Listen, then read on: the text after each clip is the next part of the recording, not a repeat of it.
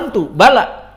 Namun walakinnakum fatantum anfusakum, kalian menipu diri-diri kalian dengan nifaq, dengan kemunafikan yang ada kalian. Fatantum anfusakum, kalian menipu diri kalian. Salat pura-pura salat, datang berjamaah untuk salat pura-pura. Jika ada gelap seperti salat fajar ataupun salat isya, mereka tidak mau salat karena tujuannya memang kafir, musyrik, dan pura-pura masuk Islam, sehingga di saat matahari gelap salat isya mereka banyak tidak hadir, dan salat fajar banyak tidak hadir, tidak kelihatan oleh Nabi dan oleh para sahabat. Itulah keadaan kaum munafikin, menipu Allah dan menipu dirinya.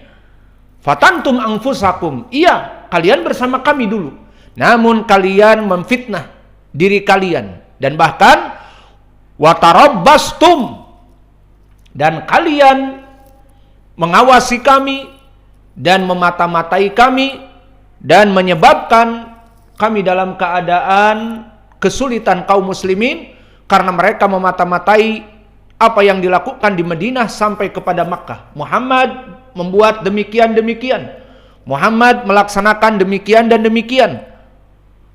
Kemudian juga kalian bersama kami, namun wartabtum wa gharratkumul amaniyu hatta jaa amrullah. Dan yang ketiga, kalian ragu atas iman kepada Allah, sehingga mereka melaksanakan sholat tidak beriman, bahkan jihad, berperang, tidak beriman. Orang lain berperang, mereka hanya ikut, tetapi wallahu alam bagaimana keadaan kaum munafikin. Hatta jaa amrullah, maknanya sampai nyawa dicabut dan kalian dalam keadaan wartabtum, dari raib, dari ragu-ragu. Wa gharrakum billahil gharur, dan kalian tertipu kepada Allah dalam keadaan kalian menipu Allah dan Allah menipu mereka. Maka ini diceritakan di dalam surat Al-Hadid ayat ke-13 dan 14, bagaimana keadaan kaum munafikin tentang permasalahan pemberian cahaya.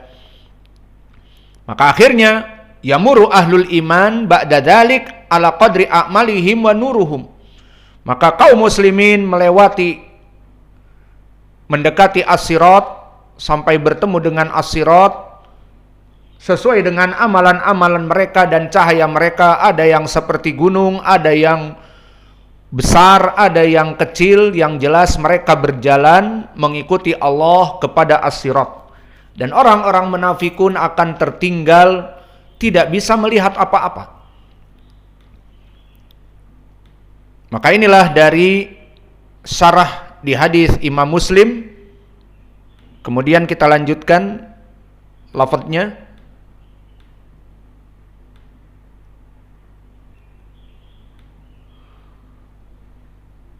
Maka disebutkan setelah itu, summa yattabi'unahu wa ala jirsrin jahannam kalalibu wa hassakun ta'hudu man sya'allah summa yutafu summa yutfa'u nurul munafikin.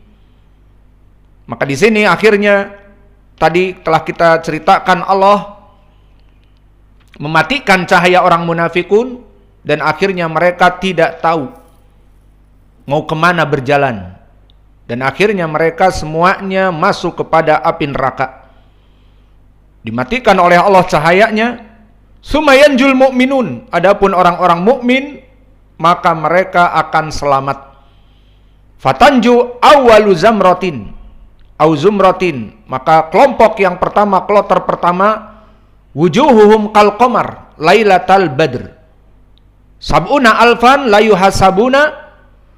Dari kelompok kaum muslimin ada 70.000 yang tanpa hisab, tanpa iqab masuk kepada surga. Ini kelompok pertama, tanpa dihisab, tanpa diiqab, langsung masuk. Sifat wajah mereka bagaikan bulan-bulan purnama. Sumaladina yalunahum, kemudian turun kepada sifat kaum mukminin ka'adwa'i najmin fis sama, seperti bintang-bintang di langit, cahaya-cahaya mereka. Summa kadalika, kemudian terus turun, summa tahillu syafa'atun au syafa'atu fayasfa'una hatta yakhruja minan nar. Kemudian setelah mereka selamat, ada kaum muslimin yang masuk kepada api neraka. Dan perlu diperhatikan, kaum muslimin yang masuk api neraka terbagi menjadi dua. Ada di antara mereka yang masuk api, kaum muslimin terbagi menjadi dua. Ada di antara mereka yang masuk api neraka. Kaum muslimin terbagi dua dari segi sampainya kepada surga. Di antara mereka ada yang langsung masuk surga, dan yang masuk surga ini ada yang tanpa hisab, tanpa iqab, dan ada yang di dalam hadis yukhardal sumayanju, diiqab di sirat, ditembus oleh besi, dicincang oleh besi, sambil melewati sirat terjatuh, berpegangan dengan tangannya, terputus, bla bla bla, akhirnya tetap selamat. Yang jelas, ini kelompok pertama selamat masuk surga tanpa diiqab di api neraka. Dan yang kedua, dimasukkan api neraka dahulu, terjerembab, terhempas kepada api neraka. Wallahu a'lam berapa lama di api neraka, tergantung dari amalannya. Dan yang paling terakhir, seperti di hadis yang dilewati di hadis-hadis terdahulu, akhirun nas hurujan anin nar, orang terakhir yang dikeluarkan dari api neraka dinamakan utaqa ar-Rahman. Mereka pembebasan dari Allah, dari syafaat Allah, yang mana mereka menggunakan di leher-leher mereka tanda-tanda bahwa mereka pembebasan dari Allah, yang mana mereka itu orang terakhir yang dikeluarkan dari api neraka dan orang yang terakhir masuk kepada surga. Maka ini dari mereka orang yang mendapatkan syafaat. Dan sebelum dari itu, orang-orang yang mendapatkan syafaat banyak. Syafaat dari Nabi Muhammad, syafaat dari mujahidin kaum muslimin, syafaat dari kaum mukminin, syafaat dari anak-anak mereka, keluarga mereka, dan syafaat dari malaikah, dan akhirnya syafaat dari Allah, seperti di hadis Abi Sa'id yang terdahulu, qad syafa'atil malaikatu wal anbiya'u wal mu'minin fabakiya ana. Maka Allah mengguncangkan api neraka dan akan keluar orang-orang utaqa ar-Rahman, orang-orang yang Allah keluarkan, bebaskan dari api neraka. Maka disebutkan di sini fayusfaun, maka summa tahillu asy-syafa'atu fayasfauna hatta yakhruju minan nar man qala la ilaha illallah wa kana fi qalbihi minal khairi ma yazinu sya'iratan fayuj'aluna bifina'il jannah wa yaj'alu ahlul jannah yarusuna alaihimul ma hatta yanbutu nabata syai' fi sail wa yadhabu huraquhu summa yas'alu hatta tuj'alu lahu ad-dunya wa asratu amsalihha ma'aha. Maka di hadis ini sama seperti hadis terdahulu, bahwa orang-orang yang terakhir masuk kepada api neraka akan dikeluarkan dari api neraka dalam keadaan imtahasu, hitam, legam, terbakar. Kemudian dimandikan di sungai kehidupan, dan dia akan lahir kembali bagaikan tanaman-tanaman yang tumbuh di jejak-jejak hujan ataupun jejak-jejak banjir. Kalau di Indonesia tidak ada jejak-jejak langsung hujan banyak. Kalau di Arab, karena di sini menceritakan sesuai pemahaman Arab, karena Nabi Muhammad diturunkan di Arab, jarang hujan, mungkin 2, 3, 4, 5 kali setahun. Sehingga maksudnya tumbuhan yang baru tumbuh dari bekas-bekas terkena hujan, atau bekas-bekas dari lewatan air hujan. Itu maknanya. Maka di sini tumbuh. Kemudian oleh Allah diberikan dari surga, dan mereka akan meminta seperti di hadis, ya ibna Adam ma aqdarak, seperti itu, bahwa wahai Bani Adam, sangat cepat sekali godernya kamu itu, di mana telah disepakati jangan meminta setelah aku berikan. Maka pertama kali dikeluarkan badannya masih menghadap api neraka. Kemudian, ya Rob, sarif wajhi anin nar faqad ahraqani. Maka minta dipalingkan dari api neraka. Udah dikeluarkan, minta dipalingkan. Akhirnya dipalingkan oleh Allah menghadap surga dan masih jauh dari surga. Minta lagi, padahal Allah sudah mengatakan jangan minta lagi. Ma'agdarok. Maka manusia sangat banyak berbuat khianat seperti itu. Akhirnya minta lagi, ya Rob, janganlah engkau jadikan aku hamba yang paling sengsara. Itu pengaduannya. Akhirnya Allah yang penuh rahmah dijauhkan wajahnya dari api neraka, dipalingkan ke surga dan masih jauh dari surga. Melihat keindahan surga, ya Rob, qaribni ilal jannah. Maka dekatkan aku, diberikan ke pintu surga. Setelah ke pintu surga, melihat dengan jelas bagaimana surga, ya Rob, adkhilni ilal jannah. Minta lagi masuk surga. Maka diingatkan lagi oleh Allah, kamu itu sudah membuat perjanjian, tidak minta lagi, malah minta terus.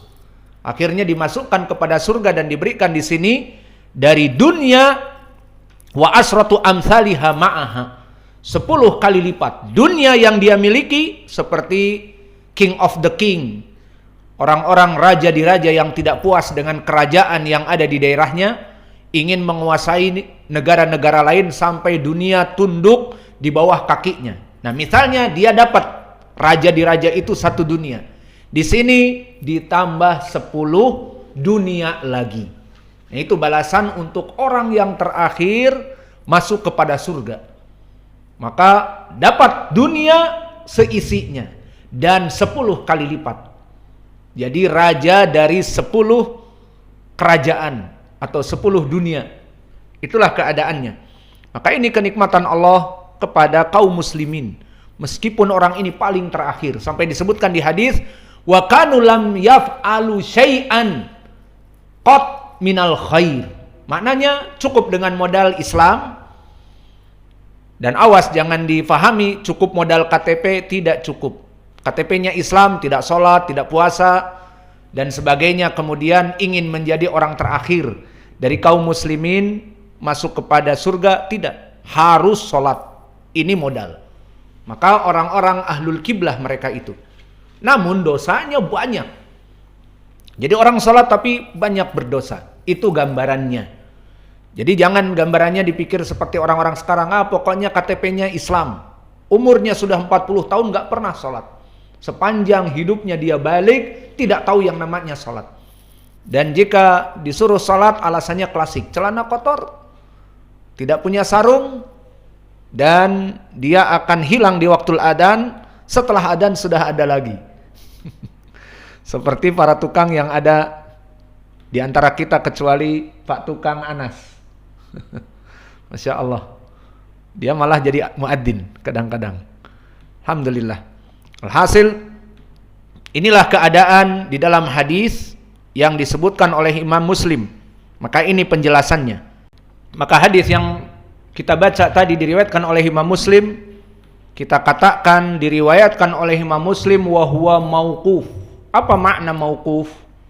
Makna mauquf seperti dijelaskan di pembahasan hadis Baiquniyah, qaul sahabi min fahuwa mauqufun zukin. Maka ucapan dari para sahabat dinamakan mauquf.